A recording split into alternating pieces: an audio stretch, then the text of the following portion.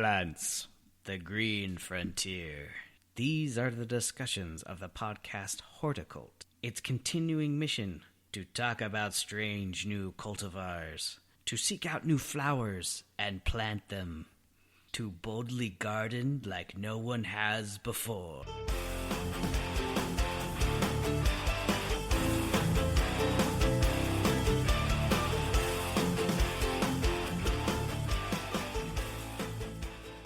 Hey, what's up? Thanks for listening to this episode of the podcast. For you first-time listeners, thank you for finding the Horticult. We love you. This is a podcast where plant geeks can get their freak on. We let loose on all aspects of horticulture, but we focus on water-wise conservation efforts. I'm B-Flame. And I am B-Rad. And we are the Horticult. Thanks for coming along for the ride. Today we have a special guest with us, Casey Finlinson. Thanks for being on the podcast. I just want to give you a little bit of background about Casey. Yeah, he's a landscape architect. He went to Utah State. He's from Orem. He's lived in Utah a lot of his life. He has a home in Lehigh right now, and they were able to keep him on as the education coordinator. He works for the Central Water Conservancy District, where they clean the water and allocated throughout the valley. Still teaching people how to switch over to drip and be more water-wise in their landscapes. So that's what we talk about. And we get into some really fun stuff. Casey's a good guy, and I'm glad he was able to come on the podcast. So here we go. And the sacrifice was the garden, but they let me stay. Now I'm the conservation education director, still doing a lot of the same things I was before, without a garden. So, but you still offer classes and, yes. and an area where you can teach people. So this was the first year that we've been without a garden, and we still did all the classes that we would have done. We've just held them in our new building and don't have a garden to say go check out. But we did our kids' classes, and we're actually going to have a bigger classroom next year, because we're still doing construction and all that. You know, the thing that just popped into my mind as far as like an actual garden or display garden to help use to educate people and the public is that it seems to me like you could use the city parks as almost like like the Orem Arboretum, like the Orem City Park and Arboretum, like that. That's a perfect little area to use as your palette. So yeah, there's still places to go. I mean, it's sad to not have a garden where every plant was labeled and everything was water efficient. You could still go to Jordan Valley. Thanksgiving Point now has a water conservation garden among all their other gardens. Sandy City has a free garden called Sago Lily Gardens. It's all about water conservation. So there still are other options. It's just not right here. Right there, yeah. yeah. And we bought the old Exactware building. That's where we are, if you're familiar with that. And slowly over time, hopefully we'll be retrofitting, changing out the landscaping that's there, which is mostly just grass and trees, kind of the standard landscape. And I had permission this year to change out one little section from lawn to do something cool with that. So that's what we've been working on this year. We do have a valve station down in Springville that's in a residential setting right on the Hobble Creek. And so that has a water efficient landscape for the most part. And we maintain that. So I've actually this year switched out all of the sprinklers in the shrub beds to drip. Gained some experience doing that. Just makes sense. Yeah. There's a lot of weeds down there, and we're hoping to cut back on the weeds that we get. And we put new mulch down because we haven't done it since 2012, so it's been a while. 7 years. Okay, yeah. Wow. So now that there's not a garden, I can focus more on some of these other landscapes that we have as a water district. Even at our hydroelectric power plant in the mouth of Provo Canyon, we have, like Megan and I put together a design for the landscape there, even though it's pretty minimal, and we're maintaining that as well. And I say we because I do have 2 employees that help me out still. Nice. And even at our water treatment plant, we switched out a lawn area to some beds right in front of, around the flagpole in front of the building. And so we maintain that as well. So we have places to take care of and still do some gardening. It's just not an open public garden like it was before. Yeah. I'm just curious. Well, a couple of things actually. So do you work closely with the city? So for example, the city of Springville, in maintaining that area that you have versus like, I mean, it's in the city of Springville, right? Yes. And it seems like it would be it's a government area.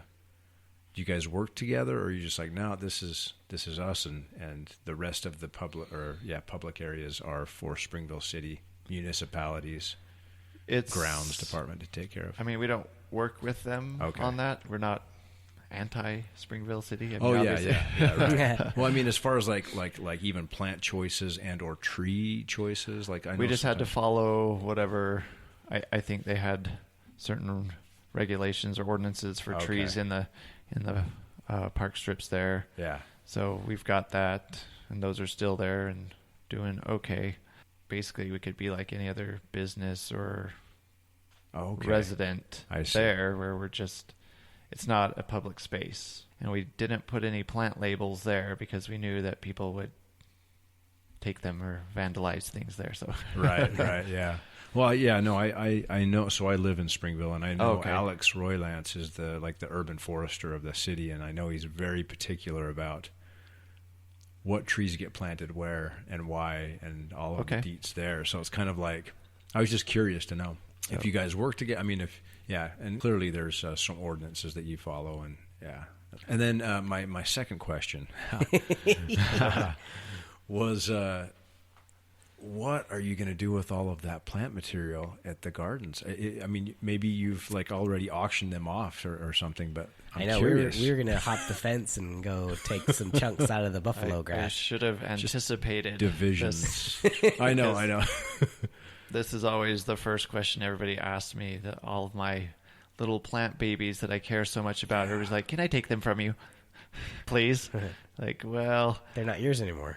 we haven't actually finalized the sale of the property. That's supposed to happen at the end of this month, Oh, wow. which this Oh. is the end of this month. Right. So This is big. I think it's happening any day now. We've been removing everything out of our garages over there, taking down all of our signs. I can tell you that it's a developer that's purchasing the property, and I saw through, I think it was the Daily Herald, an article of what they're proposing to put on that site. So they don't even talk to you about it.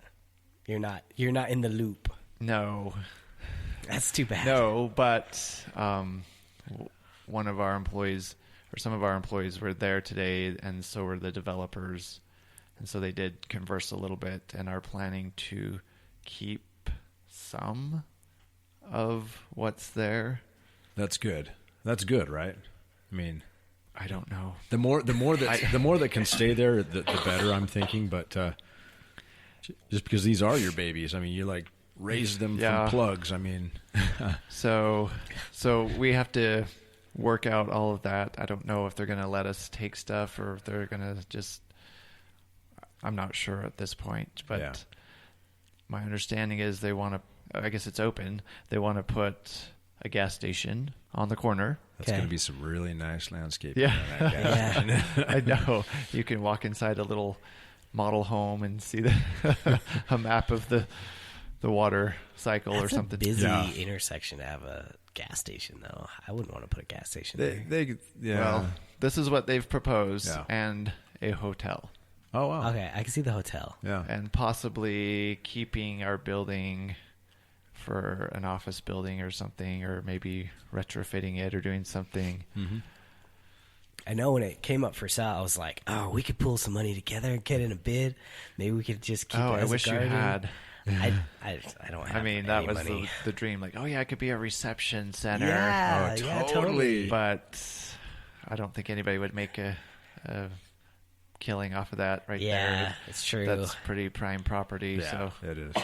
Well, here's the thing. I was just thinking, Sorry. I mean, you can propagate plants via division, in some instances. And I was just thinking if there were some really cool specimens that wouldn't, I mean, you can still leave the original mama plant there and just take some of the offsets or something. You know what I'm saying? Like, Well, it was. if you know what you're doing. It's Yeah, not like yeah. a collection, though. It's not like these are not commercially available plants. Exactly, because we were trying to Oh, okay. showcase things that people could find.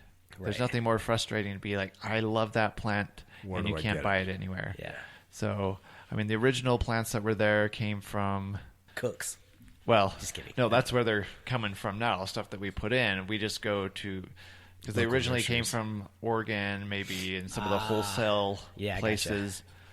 But still, it was trying to find things that people could get somewhat locally. And even now, like some of the stuff, maybe you can't find it locally, but you can find it online. Like, yeah.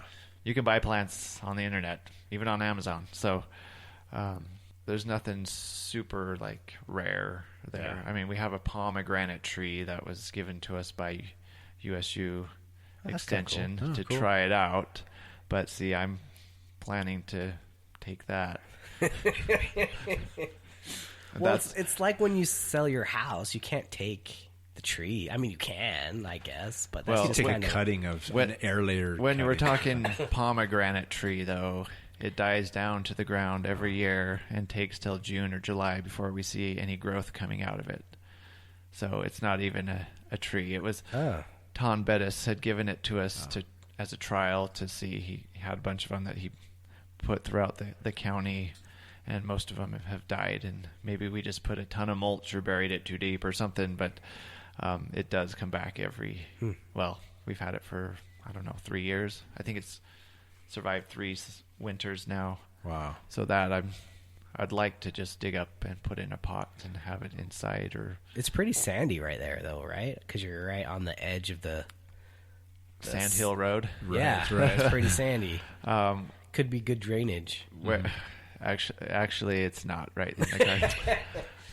If people knew what the soil was like there, you'd be really amazed. The gardens would be even cooler to you because all the stuff that survived. Because it's actually clay right there that's been highly compacted by all the machinery to build the garden. Yeah.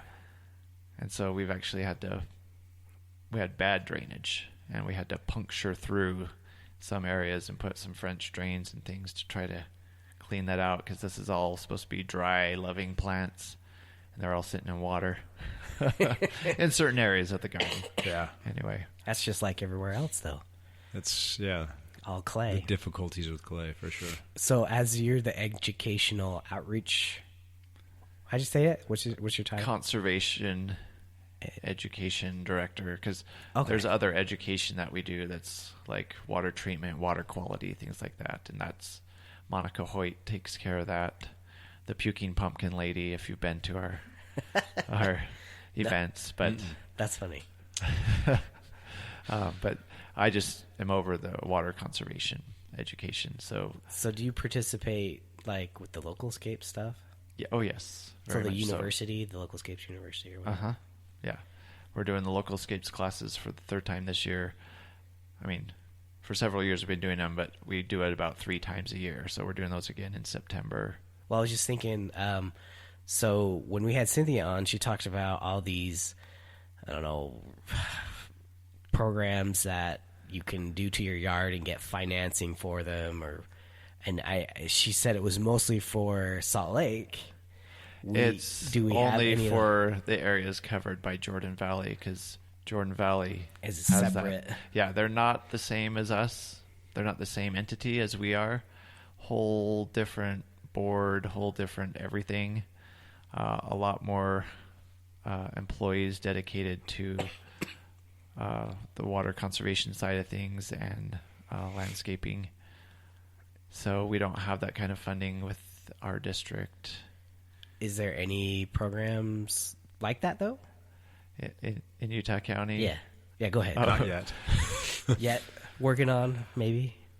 No. We're always looking to change things, and now that there's not a garden, you know, possibilities are endless. But again, it didn't give me a whole bunch of money to be like, okay, now we can hire more staff to do more things. I mean, I'd love to do consultation things where we come out to people's yards, but we don't.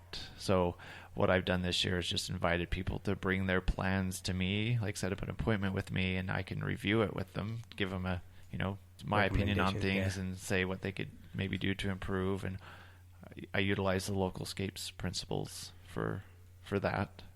So I'm in the process of flipping my park strip. Okay, so I was actually I forgot to comment on that when I came in. I was like, you have drip sitting on top of your lawn. I did it yesterday. Your lawn looks kind of dry. No, yeah, I haven't watered my park strip for 2 months. Okay. And then I just barely put that drip on yesterday. Okay. Was it yesterday or the day before? Yeah, it was yesterday.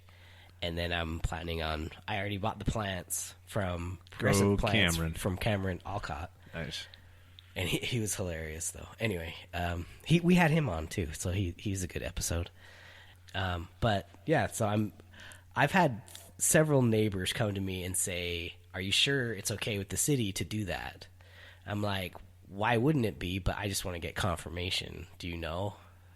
Or is each city different? Every city is different, and I don't keep up with. I should, because this comes up all the time. And like, before you do anything with your park strip, talk to your city to make sure to know what the ordinances are.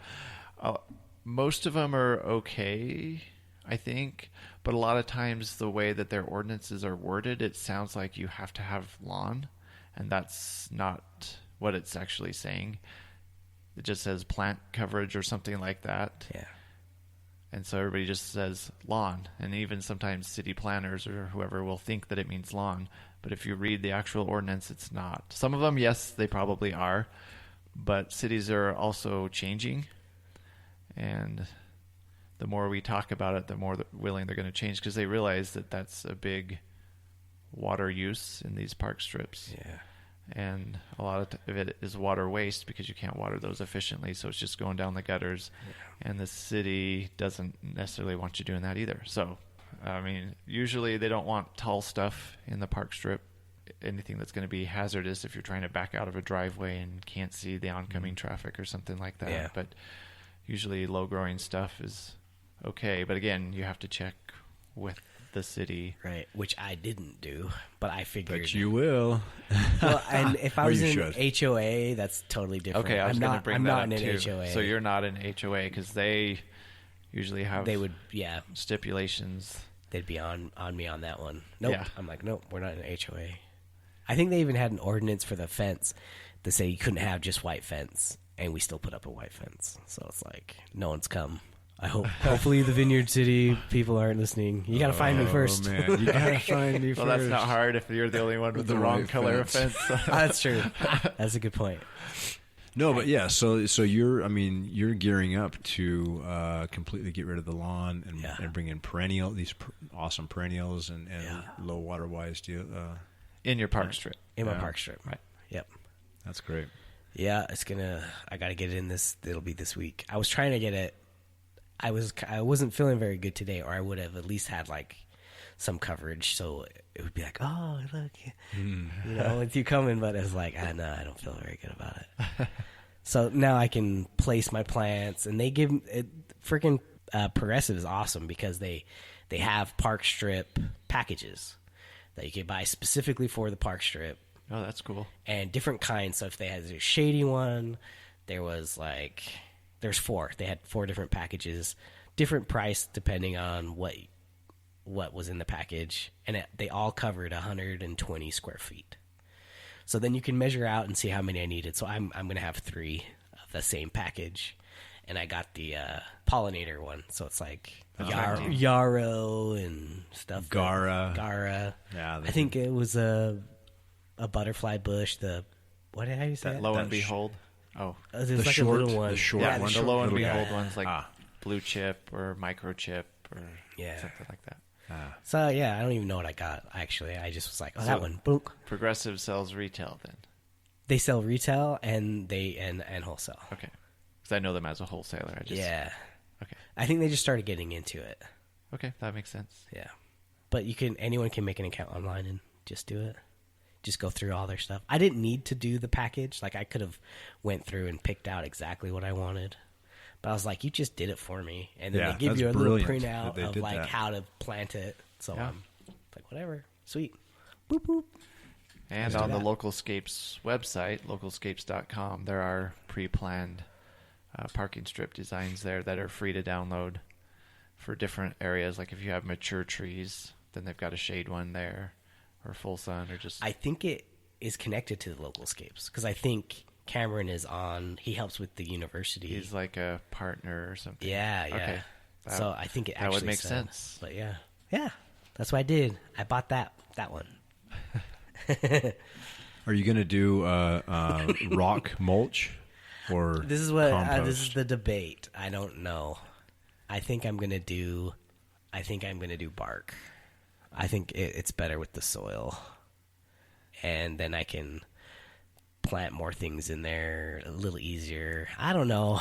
I know rocks are a little bit more expensive per square foot, but then they don't blow away. A lot more, yeah. If you're in a windy area, the rocks might be the way to go. But if there's little kids around, those rocks might be broken windows. That's true. FYI. You could get really small rocks, but whatever it is you decide to put in there, you want to make sure you bring the level down. Yeah, the soil level down before, because you want to put about 3 inches of mulch down. Yeah, I was actually going to make around the edge. So tell me if this is a bad idea. I was actually going to make around the edge kind of more like a ditch, like dig out along where the sidewalk is and the street. And then mound it, kind of have more of a mound instead of having it all like plateau level. I don't know. I know one of the issues that some of the cities have with putting like bark is that bark will float off into their storm drains. They don't like that. They don't like that, and I feel like mounded is going to be more likely to do that. That's a good point. But that's, yeah. So rock is less likely to float away as well. But I'm sure they don't want rock in their storm drains either. So I would assume rocks are less likely to float away. You could mix and match. I've seen some great top dressing on landscape beds with composted bark, or that larger bark. Yeah. With rock mulch also incorporated in that, and with a particular design. Oh, dude, that would look so kind of cool. like a little flowy, rivery, dry totally thingy. Like your composted section could be the dry riverbed look. Yeah. I don't know. There's a lot of different things. Yeah. I haven't quite decided, and I kind of ran out of drip. That's why the front one is so. The one around the corner is like all nice and patterny, and the one in my front part is all like little hodgepodgey because I ran out of the line. Anyway, I felt kind of dumb. I just needed to buy more, and I was getting tired, so I'm like, let's just do this. So I've got a quick question as far as that project goes. I don't have the right coverage, probably. So you have trees in your strip. Yeah. Parking strip. You've got the water off for the grass. Yeah. How have you I haven't kept those trees alive? If you look, they're dropping leaves. They were really healthy before. Yeah. Like, I mean, you've got a hose, right? You just maybe go out there and water them. I haven't at all.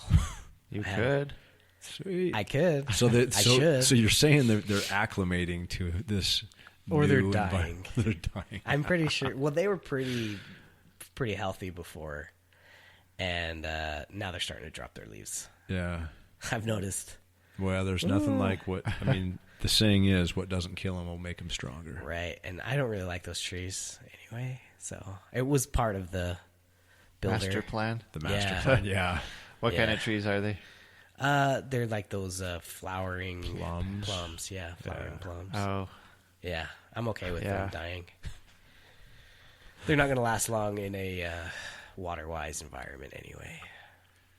They could. They might. Yeah, I'd have to put on like better emitters, like a bubbler. Put in So- a little bubbler emitter. Casey, tell us, with all of your experience, I'm just curious, what is your favorite either group of plants or favorite plant and or tree? Your absolute like top favorite. I've always had a hard time picking favorites in anything. Yeah, yeah. But usually when people would ask me that, like, what's your favorite plant here at the garden? I would tell them false indigo, because that was a plant I didn't know before working there. And are you familiar with false indigo? Baptisia. Yeah. Yeah. It's a perennial Yeah. that it looks like a shrub, but it dies completely down to the ground each year, and doesn't take up a lot of space at the ground level, and then it kind of I don't know how to do it without using my hands. Yeah. It spreads out on the top. It's got a taller top than it has Kind of on like the bottom. fountains But, out. Yeah, the maybe. flowers are beautiful, and even once it's done flowering in the spring, you just cut them back, and then you have this nice green shrub-like perennial. Yeah. So I really like that one. As for and, its and it uniqueness. has the purple, the deep. Yeah, depending on purple what flower. variety you get. Okay. Now there's some brownish purple ones. There's even a lemon yellow one. I've seen some reddish ones now too. Okay. Yeah, we had one called Dutch chocolate that was almost brown. It was so purple brown. Yeah. But they're just kind of cool and unique. So False that's one that I indigo. really like is false indigo, Baptisia australis. Is it? Nailed it. Is it water? Like, is it more of a xeric style plant? I mean, or is it one that I loves don't think water? anybody would look at it and say, "Oh, that belongs in the desert." But we had them at Central Utah Gardens. They've done great for the most part. So, in fact, some of them we had people say, "Those are some of the best specimens we've ever seen. What are you doing?" I don't know. Is there a leak right by it? I don't know. Oh yeah. But yeah, it just makes a nice specimen plant. Yeah. Or border plant. Or I actually planted some at my house in an area that gets too much water, and they didn't do well. Oh. Um, So they became very prefer either chlorotic. well drained soil and or just turn the faucet off. Well, I mean, you would have to water them like once a week, but yeah, it needs to drain, Yeah. or they'll not be happy and turn chlorotic and then die like mine did. Oh, So I've got to solve the water issue there. It's the runoff from the roof that's going right there. Oh. But This guy knows we something had a about lot that. of rain this year. Yeah. this is true. So I had a pond in my backyard. So I had Not to figure out how to- intentional on pond, purpose. right? Yeah, not a real pond. Yeah, so I actually put in a dry well and a French drain, and because I just had too much water back there. yeah, and I have another part of my yard that gets too wet from it's coming over from next door. Don't understand why, but so I've just put things. A really cool plant is the chokeberry. Are you familiar with that? Aronia melanocarpa, I believe. The choke berry versus the choke cherry. Huh? Yeah, it's not a tree; it's just a shrub. No kidding. It has edible berries, but you don't eat them because they don't taste good. But it can do well in dry or wet conditions. Cool. And so we had those at the garden, but I could plant one of those in my yard in a wet area and still say it's water efficient. Yeah.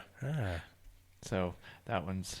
I actually had an elderberry there at first, and it was dying, so I had to move it. And I was like, well, I still want a shrub in that corner, and I don't want it to be a dogwood. Yeah. So I that's what I put in there, and it's happy. I mean, it's probably getting more water than it would like, but it's still growing, and I've got berries if you want to come try them. Yeah, I was going to say, what? Say the genus again.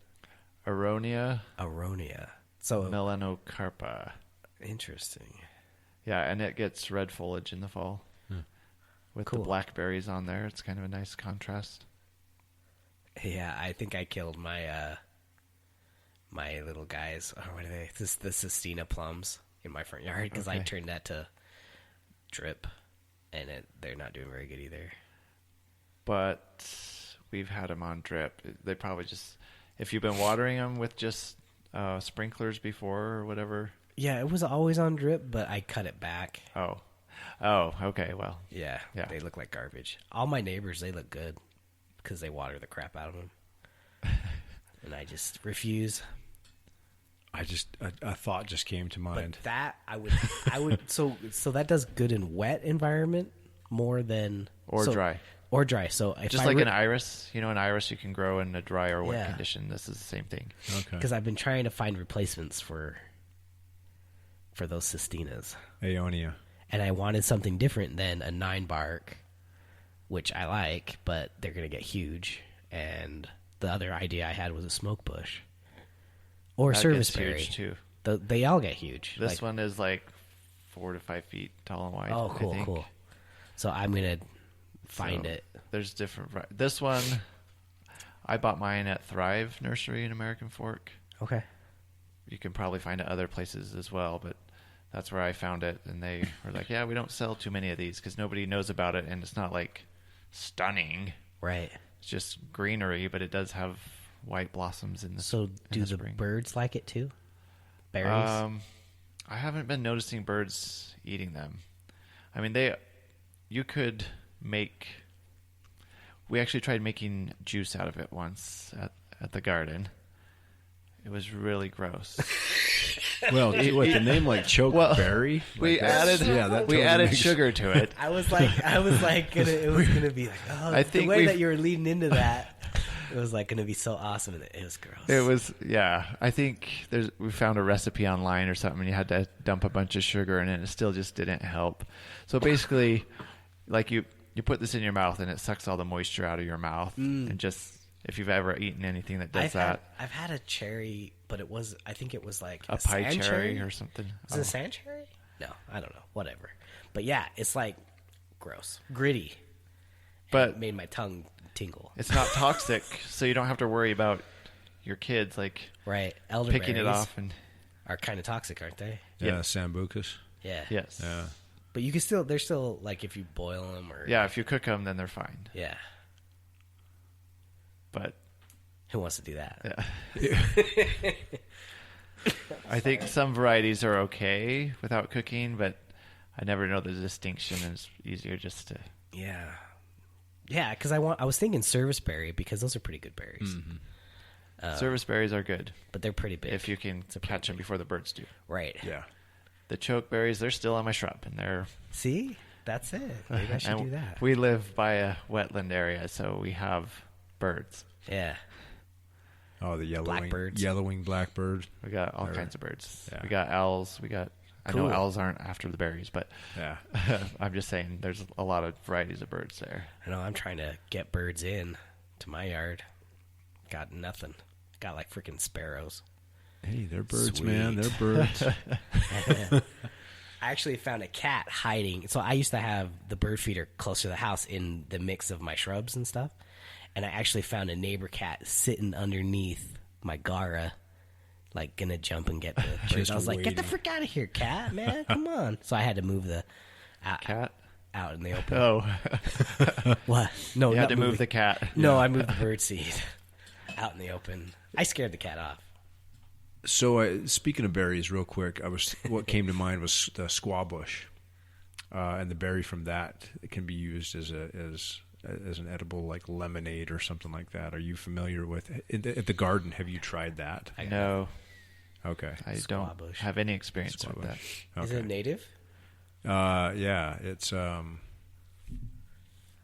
Rus trilobata. You're talking about sumac, Yeah. Yeah, or yeah, Isn't yeah, that the skunk bush? yeah. skunk bush. There's different common names for it, squaw bush or skunk bush or. But yeah, Rus trilobata. It's edible. It is supposedly. I didn't know that. Supposedly, I it was feel used like a as lot like of them a, are toxic. Oh, is that right? A lot of sumacs, but I don't. It's the... Am I going to have to fact check you? Yeah, do. It's the... Okay. Wait. Is it the Quercus trilobata? Is it trilobata? I don't know how to Quercus spell. trilobata? No. Trilobata is the 3-leaf Yeah. sumac. Rus. I can't Let's spell, dude. check it out. Because I've heard that you can steep the little berries and make a lemonade or tea maybe. There we go. Rus trilobata. Yeah. Sumac tea. Sounds nasty. Dude. Yeah, see, skunk bush. Yeah, those little berries. Squaw right there. bush or skunk bush. That's edible? Well, I don't know if those are edible so much as if it's like... Rus trilobata. Yeah, The 3-leaf sumac. that's the one, dude. Isn't there a low grow of this? Yes. That's what everyone puts in their park strips? Yes. Well, there's 3-leaf and there's fragrant. And the So fragrant Grow is Low skunk is a bush. fragrant, but there is a low-growing version of the 3-leaf as well. Yeah. Stupid. And I can't think of what it's called, but we had it in our native plant garden. Ah. But you never harvested the little berry things, and okay. I'm going to admit that sumac is not one of my favorite plants. Rus trilobata shrub. What? No. I mean, the Grow Low I like because Sourberry. it turns That's bright a- red in the fall and Yeah. Oh, can right. cover a large area. Yeah, turns bright, kind of One of orange the red. common names is sourberry. Sour berry. Yeah. What? Maybe. Yeah. There's a lot of different common names. Like squaw bush was one of them. Interesting. Skunk bush, squaw bush, sour berry, but Uses. Can you look up tea? Yeah, Brew into a drink. It says the bark. For- The bark may be brewed into a chew. Can be chewed or brewed into a drink for cold symptoms. I'm chewing. And this is Sumac. bark. Yeah, one of your least favorite plants, but it does cure coughs. Blaine? It says the berries. In fact, I we know, brought I some need for them. you, Blaine. Some, yeah. Try it. A tincture. The berries, although sour, are edible. Word up. They can be baked into bread. Okay, does it say anything about anything being toxic, or did I make that up? It might be the leaf. No, I think would say the sumacs leaf are is. pretty. They have that latexy stuff, right? So you have to be a little bit careful. they? I thought. No. I thought there They was don't some have sort of a latex, do latex. Anytime we'd prune them, you'd have to They keep did. that away from I your actually skin. liked pruning them, but then they just like shoot. What do you call it? Water sprout or whatever. It's just Yeah. out of control. We actually used growth regulator on them at the U because we had like Oh, that's smart. hedges and we didn't want to keep cutting them, so we just sprayed them with growth regulator. Yeah, It was expensive stuff. right. I don't know why we did that. Better off just planting something else. Yeah, because you don't like it. It has its place, Yeah, like in a naturalistic setting, but in a manicured landscape, it just gets out of control. Depending on the variety. kind of like bamboo. Maybe that's Yeah. another one that's just like you give it water and it's gonna go. Yeah. Yeah, No, I don't see anything about. Okay. But it's Wikipedia, so I don't know how much you. well, that's fact, man. That's as good as gold. Yeah.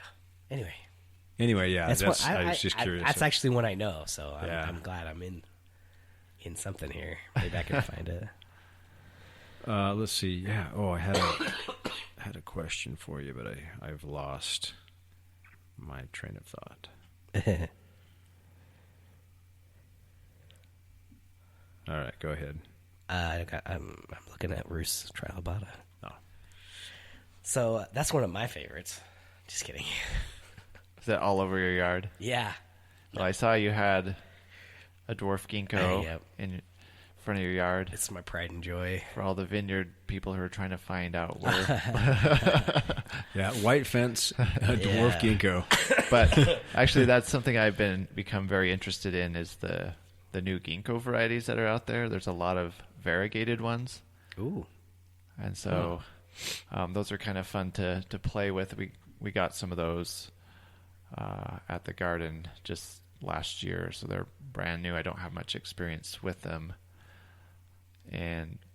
but they're cool looking. Yeah, Yeah. that's new And on me. they say that they stay small, but nobody can tell me what that means. Yeah, compared to a tree. But it looks like It's maybe like small. 4 feet wide, 8 feet tall, and they have to be in the shade because of that variegation. Interesting. Like this guy, he's grown. This is the best year he's grown. I used to have him in a pot, that big pot on my porch that has Okay. little crappy flowers in it that Brad gave me. No, I'm just kidding, man. They don't. It's not the plant. It's my use of the plant. Anyway, the ginkgo used to be in there, and it hated it. It would only grow like a half an inch on each stem a year, and then when I put it in there, it almost grew like. When I took it out of the pot and into the ground, it almost grew like 4 inches Wow. in one. It just in one needed some season. room. Yeah, Yeah. It's so much happier. It's like So- I'm not getting baked in a freaking pot, you a-hole. Get me out of Well, here. really, that was in an environment of being bonsai'd, more or less. Yeah. It wasn't. It was pretty constricted in there. So that'll be fun to see what it does. Yeah. I've got. So another thing that I become interested in is dwarf conifers. Cool. So I put, and the really cool ones I just find online and buy little baby ones. So they're really small, but I bought a dwarf lodgepole pine Oh, no way. that survived the winter and actually has grown quite a bit this year. I've see always how that wondered goes. why lodgepole pines are not part of our palette here in Utah. Like, what is it? Yeah, because it's native. Is that right? Yeah. Huh. There's That is a, wild. So you got a dwarf variety? a dwarf variety. You know, dwarf really just means it grows really slow, but maybe in 200 years it will get to full Okay. capacity. Okay. Who knows? Yeah. Yeah. Or we'll kill it. So how do they before make then. a dwarf though? I don't even know. I know mine has a graft on it. Well, yeah, that's usually what it is. Like they find a witch's broom or something on an existing tree out in the wild, and then they just graft it on, and it just doesn't grow. Like, in fact, we were at. So, I'm part of the. Let's see if I can remember the Utah Public Gardens group, Yeah. and twice a year we go to different gardens and hang out and check them out and stuff. And we were at the Ogden Botanic Center, I think is what it's called. And as we're walking around, we noticed a witch's broom in one of their pine trees. Like, hey, you could propagate that and name it the Oh, yeah. Ogden witch's broom, or I don't know, something What like that. what kind of conifer was it that had that? It was a pine, but I don't even Okay. know if they were sure what. I'm not sure. What- It was a yeah. mature pine. Yeah, You know, yeah. sometimes those were planted so long ago, nobody knows what it is. Yeah. One that I really like that I found at Vineyard 6 years ago Oh, cool. was the dwarf twisted Scotch pine. And I don't know if they just were trying out stuff, but anyway, I decided I wanted one of those for my yard. Yeah. And Couldn't find it, so I ended up buying it online again. Little tiny baby one, and Yeah. I just planted that in May, so it's doing great actually. Yeah. And the one that we had in the garden, just happy as can be, growing bigger but not at a very fast rate. And it's just kind of cool. The needles are kind of twisted, and so that's where it got its Okay, name. yeah. Oh, neat. And it stays small. And you read the tags and they'll say landscape size, but that really means in 10 years this is going to get this big, and then you're going to have to rip it out if you don't want it to get bigger. Right. Yeah. But this one said like in 10 years it gets maybe 6 feet tall and 4 feet wide or something like that. Wow. That's So those are just kind of fun. 'cause, super cool. Yeah. Not everybody wants a dwarf Alberta spruce in their yard. I know I don't. What are you talking about? There's other dwarf conifers out there that are cooler. You know, Well- I've always found that pines are way more reliable in the landscape, especially when I was at the U. Even though a lot of them were like mugo pines, everyone has a freaking mugo pine, which I don't like. Yeah, I was But making the sure Scotch to pines- have no mugo pines in my yard. Yeah, But yeah. Scotch pines Like did little really well. dwarf ones, like little small shorty ones that are kind of more prostrate. Like Yeah. they're like I've seen those. those are cool. They did great. And then all the what are those bird nest spruces? They all died, and all those Scotch pines were like, woohoo, we're happy. Well, yeah, the bird's nest spruce I would never plant. They because never do very It does well. that. And also the blue star juniper, I think it's called. Oh yeah. They all just die out in the middle and look Horrible. yeah, they may not die, but you'll rip them out because they should be dead. Yeah. But I think pretty much any of the blue spruces do pretty well. There's dwarf versions of those, some pretty cool ones that crawl across the ground. Yeah. I've seen that. Yeah, I've seen those too. Those are cool. And a lot of I feel like Scotch pine probably does pretty well here. At least my limited experience has shown that they're pretty resilient. I don't know if you. Yeah. Yeah, And there's They do well. all different kinds. We found columnar Scotch pine that's kind of bluish and only gets like 3 feet wide or something like that. Oh, that's cool. Problem with that is snow can break a lot of the limbs, so you might want to wrap it, but still kind of a cool option out there. Yeah. The Scotch pine, at least from what I remember at Marinda, some of those bigger Scotch pines that we had that red bark, that cinnamon-colored bark. Yeah. So I can just imagine with the blue needles, that would be so cool to see that. Yeah. But I was just thinking Isley Nursery has a lot of those dwarf and miniature conifers. Isley does, and I'm on the board for the UNLA and have requested Isley to come and talk to us about what's out there in the dwarf conifers. So that'd be awesome. So they're coming to do that. Oh, they are. They are. Yeah. Oh, that's great for 2020. Yep. Perfect. Yeah, sweet. Okay, I'll be there. Oh wait, I'd like to be. Yeah, that's really really neat. No, I've always liked conifers. That's all I got. So one of our listeners actually, he's a student in Salem, Oregon, and he likes this. Have you seen the Chief Joseph? Is that the yellow one? Yes. Yes. Yeah. So he showed me that one, and I was like, that is so cool. I don't think I've seen it in real life, but I've seen pictures of it. Yeah. Yeah. There's a lot of unique plants out there that we don't know, and the nurseries are only going to carry what they're going to sell. Right. Yeah. Until we start demanding. That was kind of a thing that we kind of gave Cameron a little bit of shine for. It was like, now you need to start carrying things that we want to buy, not just things you can sell. And he's like, well, you kind of do both. But they can often order it in for you, right? Yeah. I mean, that was the thing. I think anyone can. It just takes a while to get here. It depends on the availability of who they're ordering it from. But yeah, you can get whatever you want. Well, I would just go online. Like, that seems a lot simpler.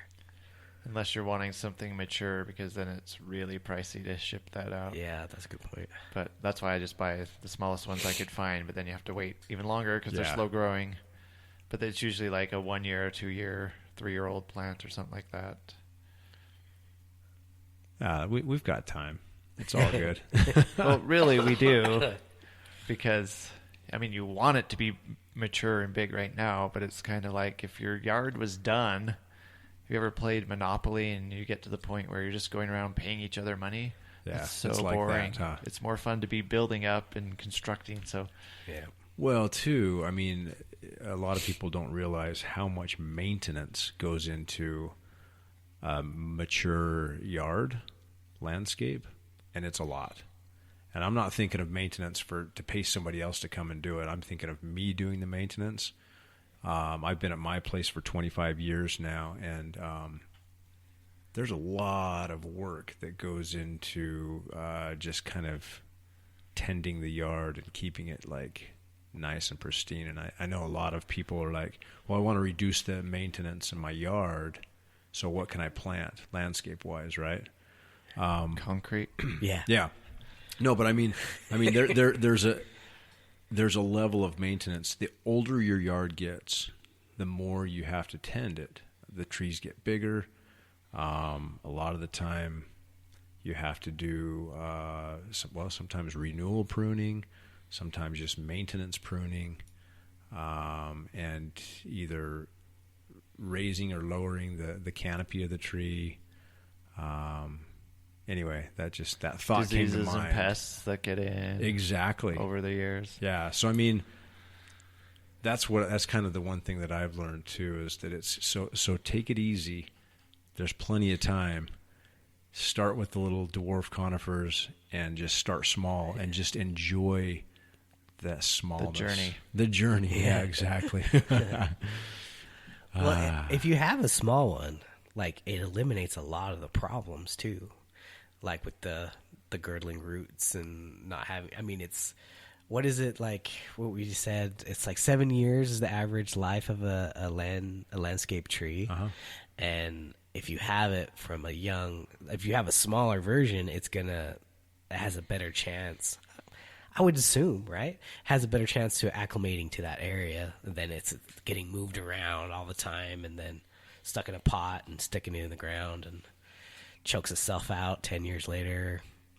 7. You said 7. 7 years later, 7 years later. Well, I mean, that's just the average. That is pretty wild to think about that. I mean, a lot of people are not in their home long enough for that 7 years to see the tree that they planted Die and or mature. Yeah, become anything. That's so funny. Yeah. Anyway, yeah, that's a soapbox. We could go on and on about that. But. Yeah. Well, that's our hour. How do you feel? Went pretty fast. It does go fast when you're just shooting the breeze, right? Yeah. We ain't got nothing. So we covered your favorite plant, Baptisia. What else? Is there any last statements of like, what do we want to know about Casey? Work hard. Plant on Babylon. Save water. Come to our free classes. Yeah, there we go. That's what I would say. Do you have some contact information or people that can get a hold of those classes? Just go to the website. There's always localscapes.com has the localscapes classes on it, but they're also all of our classes are on our website, which will be changing hopefully by next year, but it's still centralutahgardens.org right now. And we're just offering 4 free fall classes this year. But then we'll start back again next year with some new ones that haven't planned yet because I have to get this year over with. Right. But homeowners can still bring their plans or landscape plans to you and ask for advice. And that information's on our website as well. My phone number, my email address, it's all there. Nice. So if you could just centralutahgardens.org. Sometimes people, we have 2 websites right now, the Water District one, and you'll get lost on that one. But go to the Gardens one, which eventually will assimilate over to the District one. But Central Utah Gardens will still take you to whatever our new one will be. Excellent. Sweet. And we'll keep you posted on whether or not we're going to be taking divisions off of the plant material. No, just kidding. I wish. Well, thank you, Casey. Thanks for coming. Yeah, thanks man. for having me. All right, well, there we go. Thank you, Casey, for coming on the podcast. Thank you, Podlings out there, for listening. Thank you, Brad, for being on this podcast with me. Go out there and check out the Facebook, the social medias. I'll be posting images on my Instagram about how my park strip is going. I've already done one section of it. Looks pretty good. I haven't posted any pictures yet. I'll do it after this. If you're interested in contacting the Localscapes or learning on how you can get more water-wise with your gardens, please contact Casey at Central Utah Water Conservancy District and do one of those Localscapes classes. And if it doesn't fit with your schedule, you could do the Jordan Valley Conservancy District. It looks like here's their events. Fall gardening is on September 7th. Introduction to Localscapes is September 14th. And Localscapes University is on September 21st. All on Saturday, all at 10 a.m. So get out there and go check it out. Thanks again. And plant on, Babylon.